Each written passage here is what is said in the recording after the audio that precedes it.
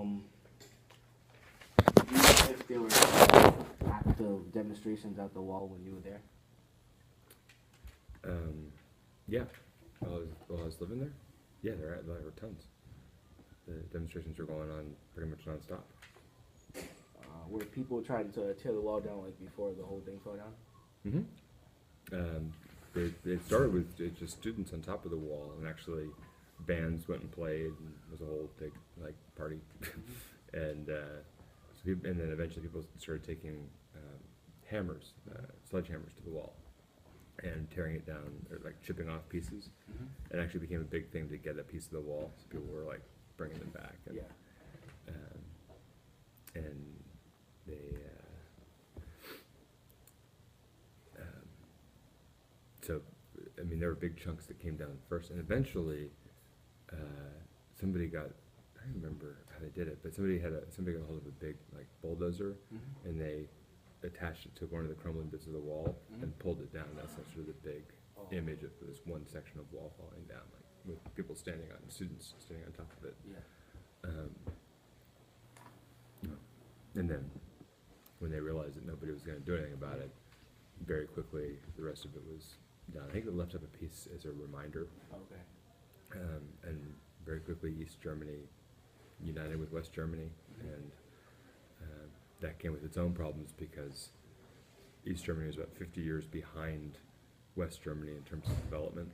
Oh, I didn't know that. And so what you ended up with was all of the wealthy industrialists, capitalists in the West, and all of the workers in the East. And so really East Germany started working for West Germany. But the countries were reunited. A generation later, I don't think that's the case, but that was the case then. Okay. What was the artwork like on the wall? Well, it's the artwork. Well, from before or during? Like during? So during, there were all sorts of like tags, really. Right? People had spray painted all over the wall, and mostly anti-Soviet and one Germany type stuff. I don't remember at that time, but it wasn't very long before there were also some neo-Nazi things that always seem to find a way to work their way into an event like any event. But the use of graffiti in Western and in Eastern Europe for political reasons was way different than here. So, for example, in Prague, Yeah.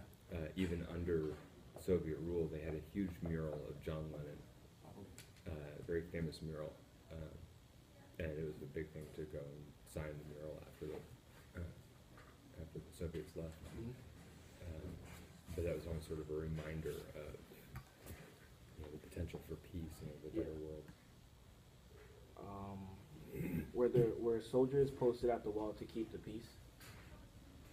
Were they? I mean, afterwards, Do you think they were posted? No, they were posted. The soldiers who were posted at the wall from the Soviet side were posted to kill people who tried to get over the wall. Oh, yeah. I'm not sure what happened with them. They obviously didn't fire. I don't know if they had been pulled back. I don't know if Gorbachev had given an order not to fire. For years, any East German who approached the wall was shot. And so I'm not sure why they didn't shoot. I can only assume that either they'd seen the winds of change, or they were given orders to back off. And on a website I read, it said that people as the wall became more stronger, people started digging tunnels, and Oh, you mean before it came down? Yeah, before. Oh yeah. I mean, it was the easiest access point to get to the West because Berlin is a city surrounded by Eastern Europe. Yes. So after World War II, Berlin was actually divided originally in three parts. between the Russians, I don't remember who the third group was. It was broken into three parts originally. The Americans and the Western Europeans. But finally they agreed on splitting Berlin in half because it was the capital. And so having the argument was, this is part of the capital of East Germany. So Berlin, even though the whole city was surrounded by East Germany, which meant it was surrounded by the Soviet Union, was divided in half. Which meant anybody could get to East Berlin because you weren't leaving the Soviet Union. So you could actually travel to East Berlin, and once you were there, all you had to do was get across that wall into West Berlin, and you were free. You could get a flight out of West Berlin and defect and be protected by NATO. There were lots of. It's actually not all that different from the tunnels between Palestine and Egypt. Yeah. Trying to get supplies through. I mean, there's a lot of black market trade. I'm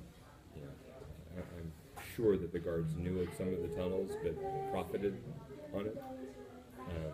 So they didn't interfere necessarily. Yeah. I'm sure bribery played a big part of the maintenance of that wall. But yeah, that was getting through that wall was sort of a legendary goal for Soviets because it was the fastest way to the West. Only a few made it across. You made it. A few made it. If you didn't, And you died. you were dead. So like, what if you got caught? Would they just punish you, like take you in jail, or would they just kill you on the spot? Don't know. I mean, if you were going for the gate and you didn't stop, they would shoot you. What happened to the people they actually just caught and arrested, I don't know. Certainly early on, the Soviets were tremendously angry with the Germans. The Russians lost, I could be making this up, I think 20 million people in World War II. Like, you remember, how many people did the Russians lose in World War II? It's like 20 million. That's what I thought. That's a crazy number. Like unfathomable number, no? Yeah. So when the wall, when they were defending that wall, or put up that wall, the anger of having lost 20 million people, and the people who didn't, I mean, the Nazi siege of St. Petersburg, Stalingrad, was, it was so horrific that the Soviets had burned all of the crops, so they had no food. Tons of stories of people eating dead bodies just to survive. The death toll in that's the bloodiest battle of the war. So anybody who was found to have been a German member of the German army, regardless of your rank or what they were sent to Siberia or just executed. The Soviets had no tolerance. So certainly early on, any German who was going for that wall, it was their pleasure to kill them because they were the losses they had endured and the anger they had towards the Germans was unparalleled. And Stalin was completely unforgiving. He killed his own people. So. He killed his own troops too, right? Yeah. So he killed theater artists because they were theater artists. So killing Germans was not even a second thought for him. I heard like when he killed his troops, wasn't it, like all the trained troops, wasn't that bad? Like when Hitler invaded, because all his troops were they were new. I think like they were new troops or something like that. They didn't really know like what to do. Like they weren't as trained as the other ones that Stalin had killed. Maybe no troops were as well trained as the German troops.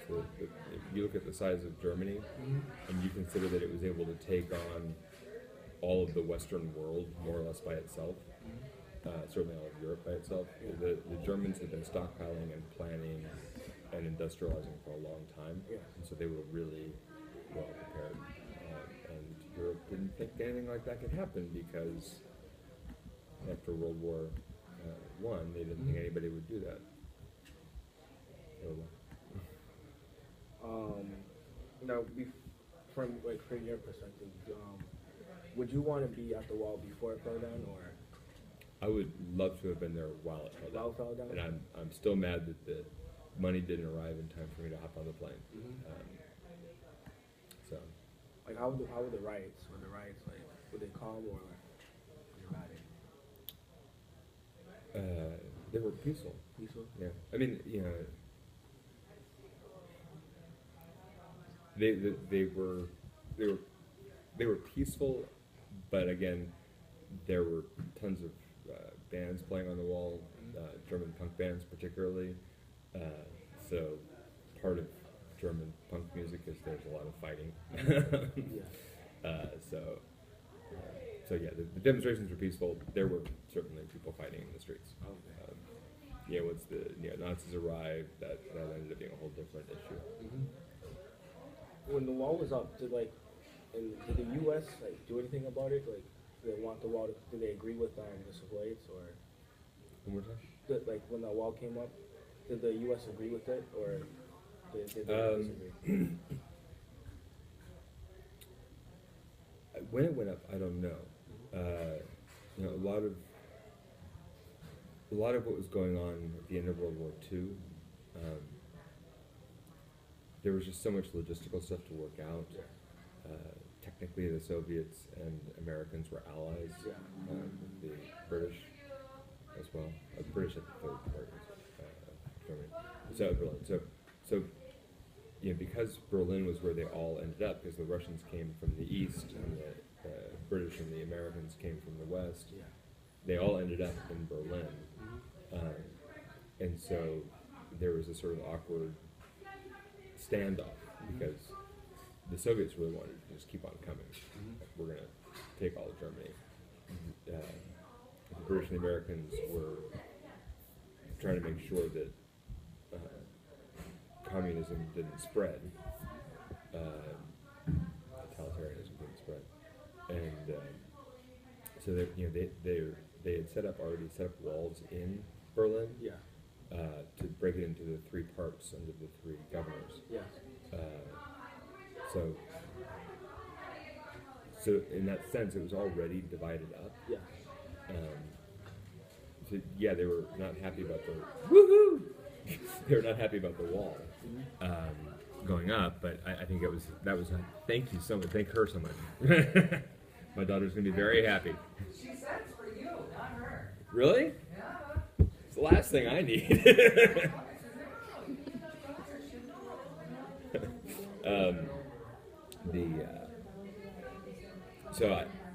I'm sure they objected. You could look at the history books, but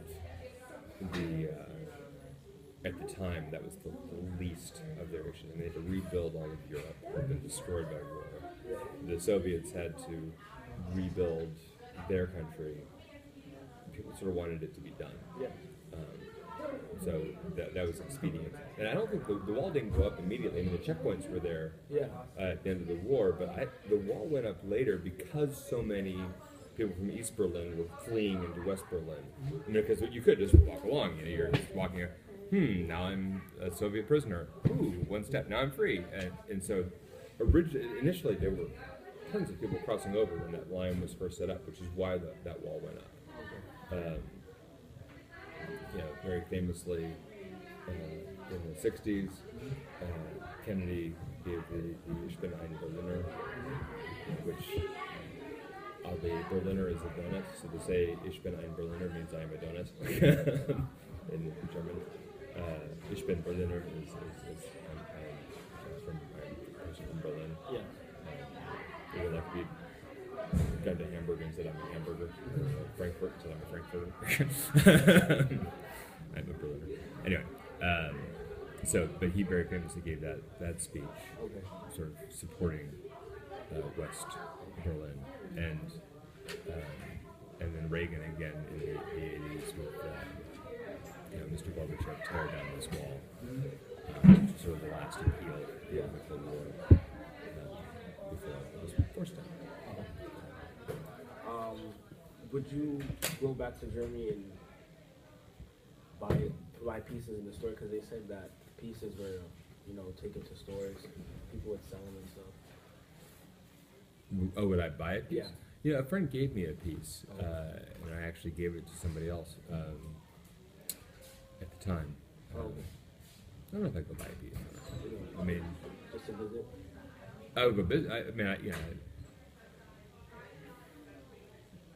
If I'd been there and had gotten one myself when the wall came down, if I'd made it to the wall, then yeah, I would have kept it. But yeah, I think the important thing is that it's gone. What part of Europe were you staying at the time? I live in Scotland, Oh, Scotland. but my college roommate was from Paris, Okay. so he'd grown up still with that more immediate awareness of the effect of World War II. Were you just excited as the people when the wall fell down? What? Were you just excited as the people when the wall fell down? I certainly don't know if I was. I don't know if I was as excited as like people in Holland or certainly some of my German friends, who lived right on that border. Yeah. But yeah, I was very excited. And, we had just.